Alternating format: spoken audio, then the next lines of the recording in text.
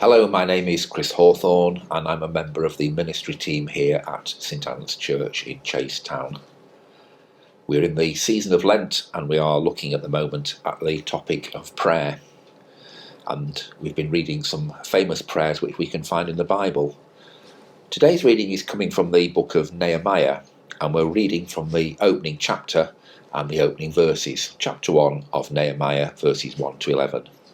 And the title in my Bible is simply Nehemiah's Prayer, and I shall begin by sharing the passage with you. The words of Nehemiah, son of Hakaliah.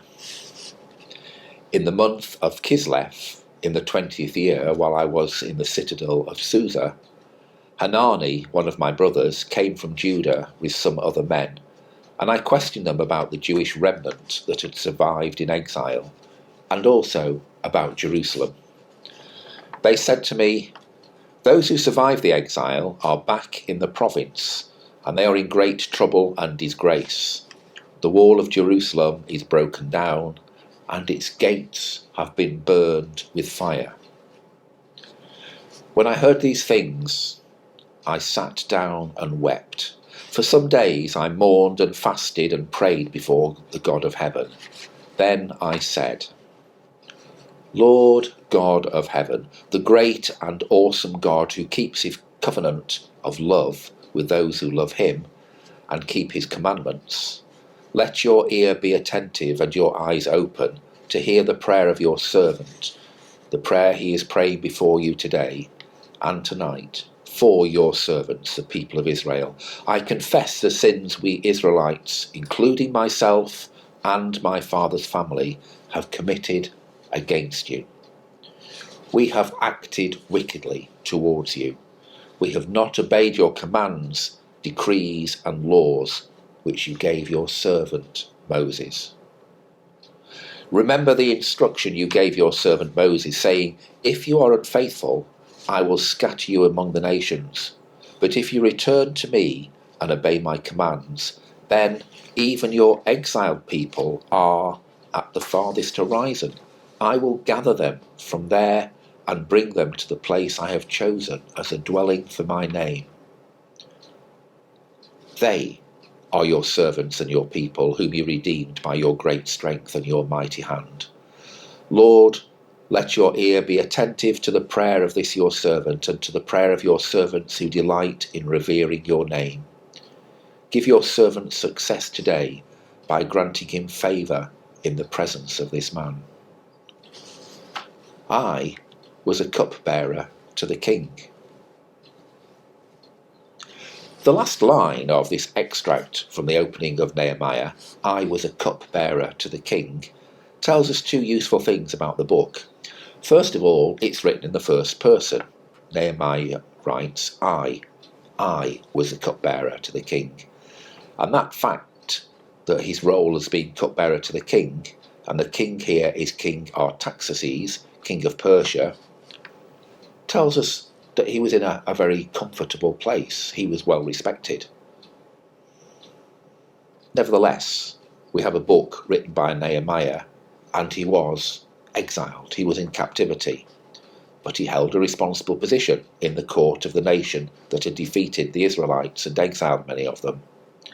We also read at the start of this passage that Nehemiah is living in Susa, a Persian city, and scholars believe this book to be dated around 444 BC. So why is this book important? Nehemiah was a layman. He wasn't a priest like Ezra. He wasn't a prophet like Malachi. He served the Persian king in a secular position before leading a group of Jews to Jerusalem in order to rebuild the city walls. Nehemiah's expertise in the king's court equipped him adequately for the political and physical reconstruction necessary for the remnant to survive. Under Nehemiah's leadership, the Jews withstood opposition and came together to accomplish their goal.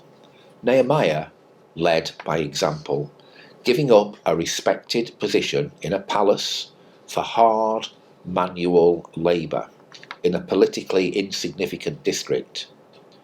He partnered Ezra, who also appears in this book, and he partnered him to solidify the political and spiritual foundations of the people. Nehemiah's humility before God, read the very humble prayer, the intercessory prayers in chapters 1 and in chapter 9, provide an example for the people. He did not seek glory for himself, but always gave God the credit for his successes. Nehemiah recorded the reconstruction of the wall of Jerusalem, Judah's capital city, and together he and Ezra, who led the spiritual revival of the people, directed the political and religious restoration of the Jews in their homeland after the Babylonian captivity. Although Nehemiah has been living in Susa for 20 years, he's still interested and he cares for his own people. He may be living a very comfortable life at the start of this book, but his heart carries a heavy burden for the plight of Israel. Nehemiah's life provides a fine study on leadership. He overcame opposition from outsiders as well as internal turmoil. He exercised good administrative skills, and his strategy to use half the people for building while the other half kept a watch for the Samaritans, who under Sanballat threatened to attack them. Those strategies were successful. As governor, Nehemiah negotiated peace among the Jews who were unhappy with Persian taxes. He exhibited a steadfast determination to complete his goals. Accomplishing these goals resulted in people encouraged, people who were renewed and excited about their future. He's a political person. He's not a prophet, he's not a priest, but he has skills and talents. He offers them to God to make his people again feel safe and secure, but he always recognises that this is God's will and gives credit to God. So when we have this general overview of the book of Nehemiah and Nehemiah's life, let's look again at that prayer which we've just read at the start of the book. Clearly things are not good back at home, because we read that these people who came to see him from Jerusalem, they said to me, "Those who survived the exile and are back in the province are in great trouble and disgrace. The wall of Jerusalem is broken down and its gates have been burned with fire." And we go on to read that the news not only upsets and troubles Nehemiah, it is a burden on his heart, because he understands the problems he hears about. The wall is broken, the gates are burned, and these actually symbolise a deep spiritual problem. The people have strayed from God's laws and have not followed his will. Nehemiah does not just say or think, "Well, that's unfortunate. I always knew it was going to be bad. Things were going to go badly wrong." He doesn't have that approach. He grieves for the plight of his people. Again, we read, "When I heard these things, I sat down and wept. For some days I mourned and fasted and prayed before the God of heaven." Before he prays to God, Nehemiah prepares himself by fasting. He also faces his own emotional state, mourning and weeping. Here is a man who is close to God, knows of God's distress over the situation, and chooses to spend time with God, sharing his own thoughts and distress, and then listening for God's response and being ready to do his will. Nehemiah's prayer is both personal and political. He says, "Lord God of heaven, the great and awesome God who keeps his covenant of love with those who love him and keep his commandments, let your ear be attentive and your eyes open to hear the prayer of your servant, the prayer he has prayed before you day and night, for your servants, the people of Israel. I confess the sins we Israelites, including myself, my father's family, have committed against you. We have acted very wickedly towards you. We have not obeyed the commands, decrees and laws you gave your servant Moses." This is a very detailed, a very thorough confession before God. Notice Nehemiah does not say, they have not obeyed your commands, decrees and laws.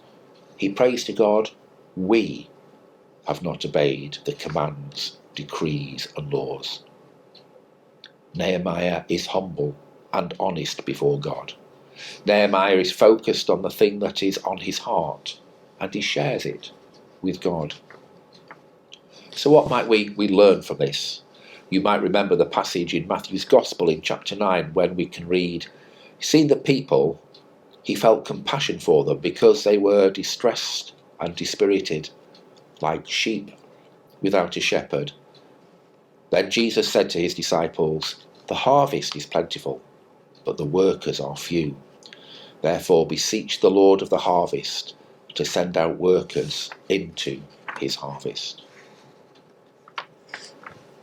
There are many, many things that we can pray for. For some people, they feel a strong need to pray for their family or their friends. For some people, they feel a need to pray for those who are sick and vulnerable and poor around us. Some people feel they need to pray at an international level for political problems around the world, issues like Gaza, issues like the Ukraine war or the Democratic Republic of Congo, where we are struggling with political unrest and social injustice. And none of those things are wrong to pray for. Those things are absolutely right to pray for. And what we can do is hold them to God in prayer and pray for his Spirit to guide those with power and protect those who are vulnerable. But we also need to pray for those ordinary folk, those ordinary people who also offer help and support at a practical, everyday level. And these can be people from the Red Cross. They can be people who are working for, there are many charities, Médecins Sans Frontières, people who have given their lives to try and do work to improve the lot of those who are really suffering. And there are also people we know who are simply friends and neighbours who are desperately struggling to sort those around them who are in desperate trouble. These are all things we can and should pray for. What I find interesting about Nehemiah's prayer is the clear link between his own personal life, his hopes and his fears, which are linked in with the wider political issues he sees around him. The temptation to accept he's doing okay, to stick, he's a king's cupbearer, he's got food, he's got a nice home. No, he doesn't go in that route. He's not one who is going to give up. This is just the beginning of the book of Nehemiah, and I recommend, if you have the time and the inclination, to read further and see more of that story. I hope this very short introduction to Nehemiah and his prayer is of some interest and some help to you this week. Hope that you are able to pray more effectively and more purposefully day by day as you learn to be closer to God and to help to grow his kingdom. Take care. God bless. I hope to see you soon. Goodbye.